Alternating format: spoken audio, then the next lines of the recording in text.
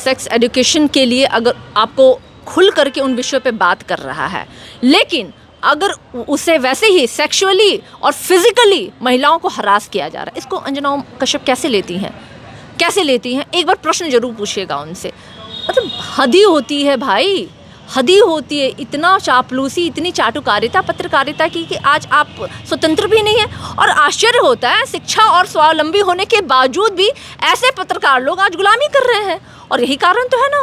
उस ज़माने में शादी हो जाती थी तो महिलाओं को बच्चे पैदा करने उनकी प्रायोरिटी होती थी, लेकिन आज जब शिक्षा को प्राप्त हुई, महिलाएं जब शिक्षित होने लगीं, जब आत्मनिर्भर स्वावलंबी होने लगी, तो उन्होंने अपने शरीर और अपने लिए फैसला लिया। उनके आंखों के आंसू उस दिन क्यों नहीं निकले जिस दिन भाजपा के सांसदों के द्वारा महिला खिलाड़ियों के स्तनों को छुआ जा रहा था, उनको मोलेस्ट किया जा रहा था, सेक्सुअली उनको हरास किया जा रहा था। उस दिन इन भाजपा की नेत्रियों के, इन विधायकों के आंखों में आंसू कहाँ गए थे? जिस दिन भाजपा शासित मणिपुर में महिलाओं को नंगा घुमाया जा रहा था, उनके अंगों के साथ खिलवाड़ किया जा रहा था, कहाँ थे उनके आंसू? कहाँ थे? कल विधानसभा में नीतीश कुमार ने जिस तरह से सेक्स एजुकेशन पर बात की, उसको लेकर के राजनीति तेज हो गई है, पूरे राजनीतिक गलियारों में हलचल सी मच गई है। भाजपा कह रही है कि ये बिल्कुल ही नंगापन है और इससे गंदा कुछ नहीं हो सकता है। इस वक्त हमारे साथ सारिका पासवान जी हैं। जिस तरह से नीतीश कुमार सदन में इस तरह की भाषा का इस्तेमाल कर रहे हैं, लोग कह रहे हैं कि ये जो है बात तो ठीक कह रहे हैं, लेकिन जो शब्दों का चयन था वो कहीं ना कहीं गलत तरीके से किया गया है। कैसे देखते हैं इसको? मैं तो यही कहूँगी कि माननीय मुख्यमंत्री जी के शब्दों पे ना जाकर के उनके पीछे जो कहने का उद्देश्य था, आप उन पे जाएं। और उन्होंने स्पष्ट कहा कि शिक्षा को प्राप्त करने के बाद महिलाओं के संदर्भ में, समाज के संदर्भ में जो बदलाव हुए हैं वो निश्चित रूप से ये शिक्षा और आत्मनिर्भरता की वजह से आई है। वरना ये भी हम जानते हैं कि हमारे समाज में महिलाओं को अपने शरीर से जुड़े हुए फैसले भी लेने का अधिकार नहीं थे। महिलाओं के पेट में जो बच्चे पल रहे हैं, उन्हें जन्म देना या नहीं देना, इसका अधिकार भी किसी महिला के हक में नहीं था। उनके परिवार वाले सोचते थे। और इसके बाद भ्रूण हत्या जैसे कठोर कानून भी आए।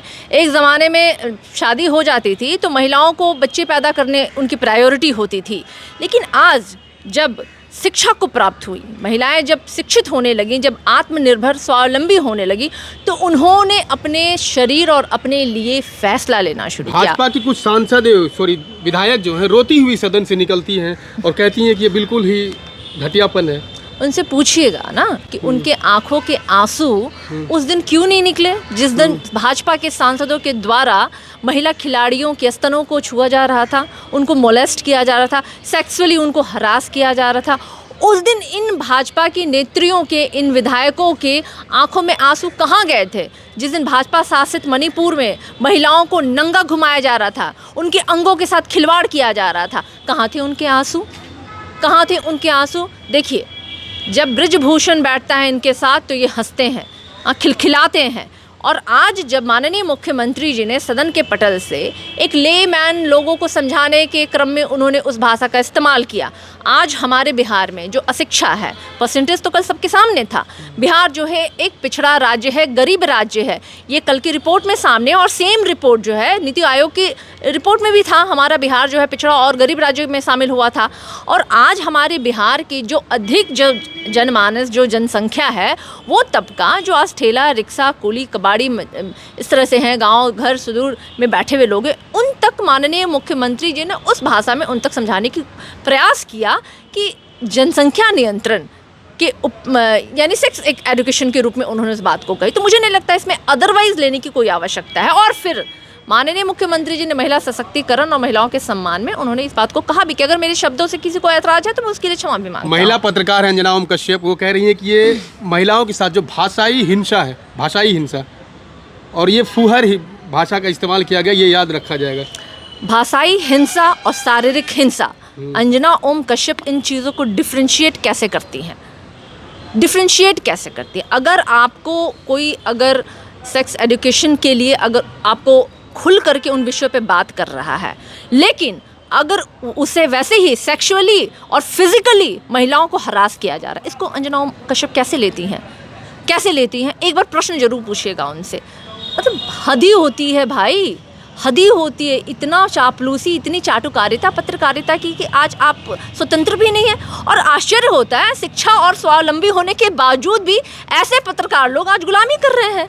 और यही कारण तो है ना, वर्ल्ड ये इंडेक्स जो है जर्नलिज्म का, उसमें इंडिया का क्या स्थान है, 160 चला गया ना, हाँ 162 चला गया है। और इसके लिए जिम्मेदार मैं अंजना ओम कश्यप जैसी महिलाओं को मानती हूँ, जिनकी स्वतंत्र पत्रकारिता उन्होंने गिरवी रख दी है सरकार के समक्ष। मुझे लगता है वुमेन एम्पावरमेंट की बात होती है तो तमाम महिलाओं को खड़ा होना चाहिए।